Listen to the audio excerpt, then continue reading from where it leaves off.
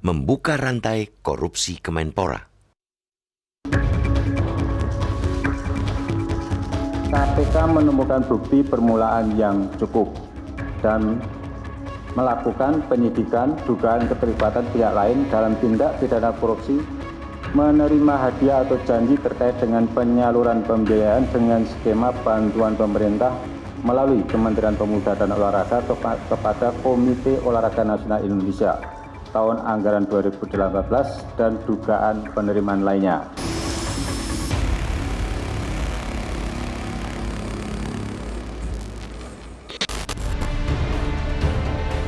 Korupsi di Kementerian Pemuda dan Olahraga atau Kemenpora terulang dan kembali menyeret menterinya. Korupsi di kementerian itu tampaknya kuat dan lekat, ibarat rantai besi yang membelenggu sehingga negeri ini sulit meraih prestasi olahraga. Pada 2012, Andi Malarangeng yang saat itu menjabat Menteri Pemuda dan Olahraga menjadi tersangka karena perkara korupsi Hambalang. Kini Imam Nahrawi juga terperosok ke jurang korupsi. Imam Nahrawi ditetapkan sebagai tersangka oleh Komisi Pemberantasan Korupsi atau KPK. Dia disangka menerima uang 26,5 miliar rupiah sebagai komitmen fee atas pengurusan proposal hibah yang diajukan KONI kepada Kemenpora tahun anggaran 2014 hingga 2018. Status tersangka itu membuat Imam Nahrawi mengundurkan diri dari jabatannya sebagai Menpora. Disinilah mirisnya perilaku korup di dunia olahraga negeri ini tergambar terang benderang. Di tengah mampetnya prestasi olahraga, menterinya malah hobi menyunat dana hibah yang notabene sebagai tulang punggung pembinaan atlet. Dana hibah yang seharusnya dapat dimaksimalkan untuk meningkatkan prestasi olahraga Indonesia justru menjadi ruang bancakan karena lemahnya pengawasan dan mekanisme pertanggungjawaban keuangan yang tidak akuntabel. Kasus yang menjerat Imam kemudian menjadi momentum banyak pihak yang bersuara terkait dengan praktik-praktik korup di dunia olahraga.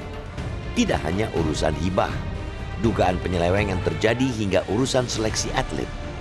Belum lagi korupsi dalam pembangunan sarana dan prasarana olahraganya. Tidak ada pilihan lain kecuali memberikan dukungan penuh kepada KPK dalam upaya pengusutan untuk memastikan bahwa tidak ada sepeser pun uang negara yang dibegal untuk kepentingan menggemukkan pundi-pundi pribadi ataupun kelompok. Tegakkan hukum agar korupsi benar-benar hilang. Jangan beri ampun bagi pencoleng-pencoleng uang rakyat. Jangan lagi penggunaan anggaran yang notabene merupakan uang rakyat dilakukan seenaknya. Itulah juga yang diingatkan Presiden Joko Widodo, bahwa penyelewengan pasti akan berurusan dengan hukum. Selain itu, upaya pembenahan sistem pengelolaan anggaran juga harus berjalan beriringan.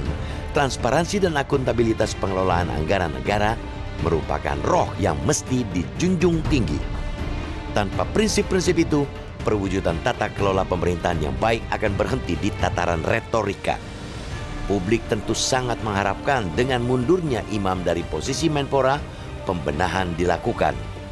Tidak ada salahnya Jokowi langsung menunjuk Menpora definitif untuk melakukan pembenahan menyeluruh, dan jika kinerjanya bagus, bisa dilanjutkan di kabinet berikutnya.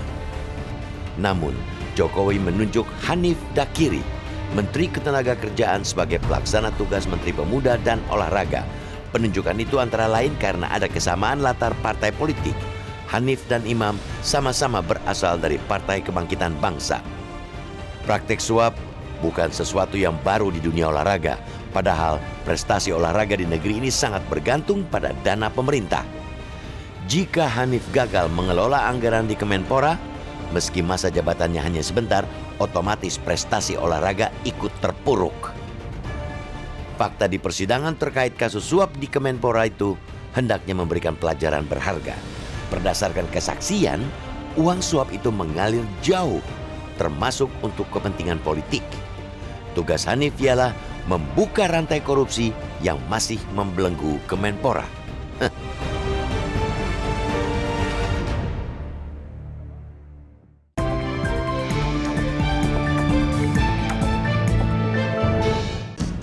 Pemirsa, kita akan langsung menerima telepon dari Anda, dari Jember, Jawa Timur. Ada Pak Iwan. Pak Iwan, selamat pagi. Pak Iwan dari Jember, Jawa Timur, selamat pagi. Halo, selamat pagi Bang Usman dan Mas Selamat pagi Pak Iwan. Ya, pagi Pak Iwan, silakan. Iya, begini, bahwa Kementerian Pemuda dan Olahraga ini cerminan bagaimana sebenarnya yang akan datang, kehidupan yang akan datang bermasyarakat, berbangsa, dan bernegara. Karena punya posisi sentral strategis tentang pewarisan kehidupan bermasyarakat, berbangsa, dan bernegara. Tetapi mana Indonesia sekarang yang tidak gawat darurat, termasuk masalah permalingan ini, perampokan. Kalau mereka itu menyadari bahwa para pejabat terutama itu amanah, ini titipan supaya disampaikan kepada yang punya amanah. Nah, kalau kemudian cerminan dari kementerian ini sudah begitu rupa dan ada mata rantai yang panjang, mulai dari yang praktis keolahragaan sampai yang ideal tentang bagaimana pemuda yang akan mewarisi kehidupan bangsa di masa depan, maka jelas menteri itu harus menyadari bahwa dia diamanai oleh pendiri negara, oleh Allah Subhanahu wa taala dan rakyat. Nah, kalau hal itu mesti akan dia hati-hati dengan apa yang dia amanai itu. Jadi kesimpulannya, harta, wanita, dan tahta itu tetap saja berperan untuk menjadi persetanan gitu. Saya kira itu. Terima kasih. Baik. Terima kasih Pak Iwan dari Jember, Jawa Timur. Itulah tanggapan dari salah satu anggota masyarakat dari Jember, Jawa Timur. Bang Usman, kalau kita mencermati mengenai respon dari Imam Nahrawi pasca ditetapkan sebagai tersangka, menyiratkan bahwa ini ada unsur politisnya. Iya. Nah, ini bagaimana Bang Usman? Iya, memang ada yang berpendapat seperti itu di media sosial. Tetapi kita harus melihat dari dua sisi saya kira. Nomor satu, substansi. Ya, apakah betul substansinya Pak Imam Nahrawi itu melakukan korupsi? Kalau kita lihat fakta-fakta di persidangan kelihatannya ya. Jadi substansi tidak ada masalah, tidak yang ada nilai politisnya, tidak bersifat politis. Tetapi yang kedua dari sisi waktu atau timing misalnya, yang dari sisi timing ini banyak yang menduga ya ada unsur politis. Kenapa? Karena sedang ramai misalnya pengesahan undang-undang KPK, revisi undang-undang KPK misalnya begitu. Kenapa tidak ditetapkan sejak beberapa bulan lalu misalnya, toh faktanya sudah cukup kuat. Nah, ini sah saja kalau ada yang menilai seperti itu, tetapi kita berharap bahwa masalah timing ini adalah karena kehati-hatian KPK. Ya, KPK jangan sampai mengulang lagi misalnya kasus Pak Lino, RJ Lino, yang sudah bertahun-tahun menjadi tersangka tidak jelas karena tidak punya SP3 begitu kan, atau Ibu Siti Fajriah yang sampai meninggal dunia membawa status tersangkanya ke liang lahat, katakanlah seperti itu. Saya berharap soal timing ini karena kehati-hatian KPK, dia tidak mau mengulangi kesalahan sekurang-kurangnya dua tadi itu begitu kan. Artinya apa? Saya sih tidak melihat unsur politis di situ. Substansinya dapat, timingnya juga sebetulnya karena kehati-hatian itu. Tapi dugaan substansinya itu memang kuat begitu Bang ya? Iya, saya kira itu sudah menjadi pengetahuan umum, sudah menjadi pengetahuan publik karena sekarang masanya transparan. Di persidangan itu kan terungkap sebetulnya. Namanya memang disebut. Iya, gitu betul disebut. Baik, Bang Usman, kita akan lanjutkan di segmen selanjutnya. Kami akan kembali usai jeda. Kembali bersama kami di Editorial Media Indonesia. Bang Usman, kalau kita mau berbicara mengenai memutus mata rantai korupsi di Kementerian Pemuda dan Olahraga, anggarannya besar, digunakan untuk pembinaan atlet. Betul. Lalu kemudian apa yang harus dilakukan kemudian? Iya, kalau memutus rantai itu harus dilakukan dengan pencegahan, saya kira. Apa yang disampaikan oleh Pak Jokowi, bahwa kementerian itu tidak boleh main-main dalam penggunaan anggaran, itu adalah upaya pencegahan sebetulnya. Nah, dalam penggunaan anggaran, saya kira kementerian perlu pendampingan, misalnya seperti itu. Misalnya ya, KPK bisa saja mendampingi itu begitu. Atau kejaksaan. Kalau kejaksaan itu kan sudah ada TP4P dan TP4D, itu mendampingi penggunaan anggaran untuk proyek-proyek pemerintah, misalnya BUMN, pelabuhan, bandara, dan lain-lain. Nah, mungkin bisa saja dilakukan oleh KPK pendampingan dalam penggunaan anggaran itu begitu. Jangan sampai terjadi jangan sampai terjadi penyalahgunaan anggaran. Karena dengan pendampingan itu kan ada kontrol di situ. mari kita ciptakan sebuah sistem. Tadi di editor dikatakan transparansi misalnya. Ya, dengan transparan itu orang tidak mau berbuat macam-macam karena pasti akan ketahuan begitu. Nah, memutus rantai menurut saya yang paling efektif adalah dengan pencegahan, dengan membuat satu sistem.